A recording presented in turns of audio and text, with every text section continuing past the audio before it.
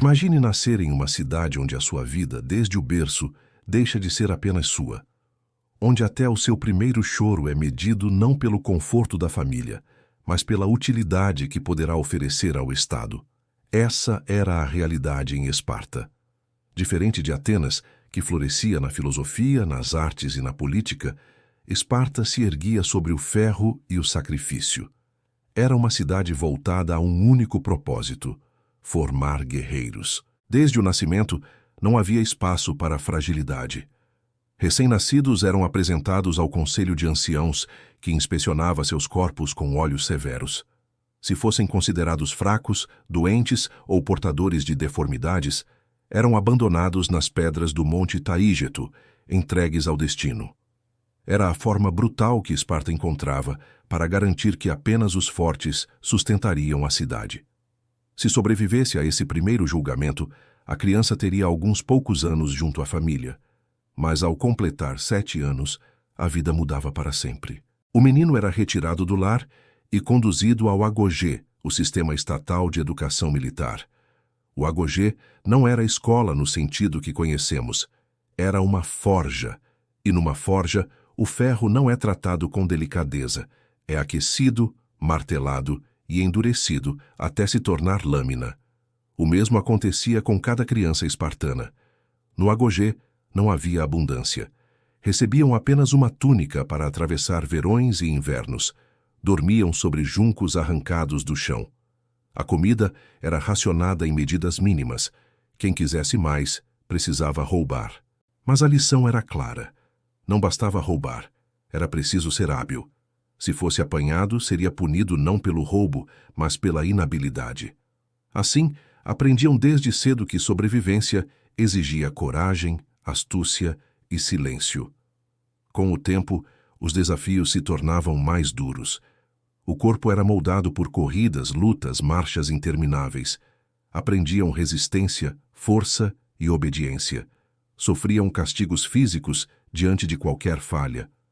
Um dos rituais mais brutais acontecia no templo da deusa Ártemis, onde jovens eram açoitados a ponto de muitos morrerem. E o silêncio era o maior prêmio. Suportar a dor sem gritar, sem implorar por piedade. Não havia espaço para fraqueza. O corpo devia ser feito de ferro, o coração de pedra. Mas, por trás de tanta dureza, há uma pergunta essencial. Como suportavam tudo isso? Porque o corpo sozinho, cedo ou tarde, cede. A resposta está além da carne. O que realmente sustentava o guerreiro era a mente. E aqui entramos em um eco filosófico que floresceria séculos depois com os estoicos. A ideia de que não é a dor em si que nos derrota, e sim a maneira como reagimos a ela. A mente é bombardeada diariamente por impressões. Uma dor chega e junto com ela surge a impressão. Isso é insuportável. Um perigo aparece e a mente acrescenta: não vou sobreviver.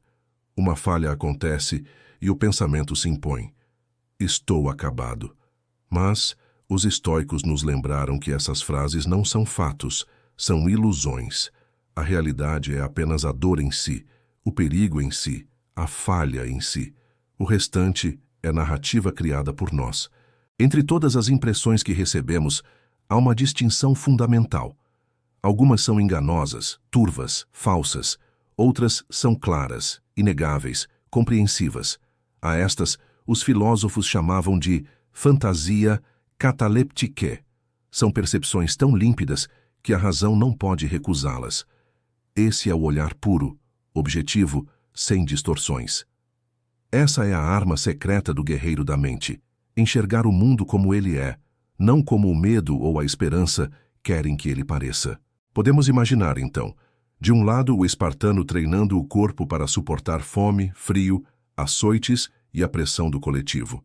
Do outro, o estoico treinando a mente para suportar ilusões, medos e paixões internas. Unidos, revelam um ideal maior, o do guerreiro completo, aquele que é firme contra os golpes de fora e ainda mais firme contra os enganos de dentro. E agora, séculos mais tarde, precisamos olhar à nossa volta e perguntar: será que nossas guerras terminaram? Não enfrentamos mais lanças e escudos no campo de batalha, é verdade, mas os inimigos continuam vivos, apenas mudaram de forma. Hoje enfrentamos batalhas sutis. A ansiedade que nos sufoca, o medo do que ainda nem aconteceu, a tirania das comparações constantes, a dispersão que corrói o tempo, a ilusão criada por uma mente indisciplinada. São guerras invisíveis, mas não menos perigosas. E talvez, sem perceber, vivamos todos em uma espécie de agogê moderno, não imposto pelo Estado, mas pelo peso das expectativas, pelas pressões sociais, pelas telas que nunca se apagam. Em vez dos açoites diante de Ártemis, lidamos com o julgamento silencioso dos outros, com a busca incansável por aprovação, com a punição invisível da comparação. A disciplina, se não surge de fora, precisa nascer de dentro, porque quem vive entregue ao acaso das paixões é derrotado todos os dias, mesmo sem perceber. É por isso que precisamos recuperar a lição antiga. Corpo e mente devem ser treinados juntos. Treinar o corpo não apenas pela estética, mas porque um corpo forte lembra a mente que pode suportar. Treinar a mente não apenas para pensar, mas para distinguir. Isso é real ou é apenas sombra? Isso é fato ou é ilusão? O verdadeiro guerreiro levanta cedo, cumpre tarefas, enfrenta dificuldades, não para exibir dureza, mas para fortalecer a si mesmo contra os inimigos que ninguém vê. Os estoicos sempre alertavam: não peça ao destino uma vida mais fácil. Peça a si mesmo força para suportar qualquer vida. E Esparta vivia esse princípio em cada ritual, em cada treino, em cada sacrifício. Dois caminhos que, unidos, nos mostram que não é a ausência de dor que define um guerreiro, mas a maneira como ele responde a ela. Mas ainda falta uma verdade essencial. Nem espartanos, nem estoicos acreditavam em perfeição. Sabiam que a vida não é feita apenas de vitórias, é feita de falhas, de quedas, de perdas inevitáveis. Um soldado pode treinar desde criança e ainda cair no campo de batalha.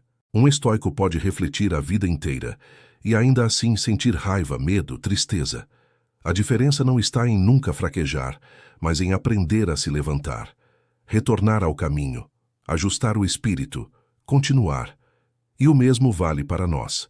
Saber que a vida inclui dor, saber que iremos falhar, saber que seremos testados, não deve ser motivo de desespero, mas de clareza, porque a derrota só ganha poder quando acreditamos que ela é definitiva.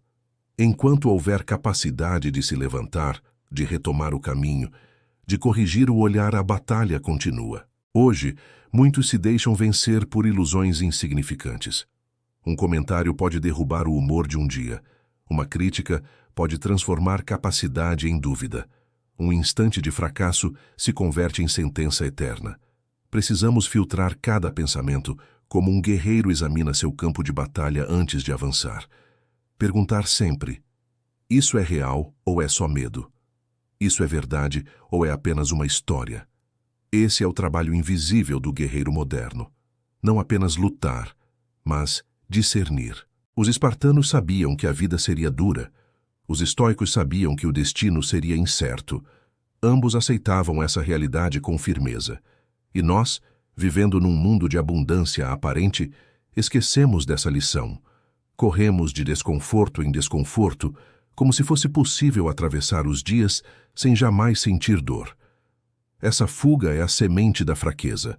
É ela que nos torna reféns de ilusões cada vez menores, incapazes de aguentar golpes que antes eram inevitáveis. Seja então o guerreiro que olha nos olhos de sua própria mente e não se deixa enganar.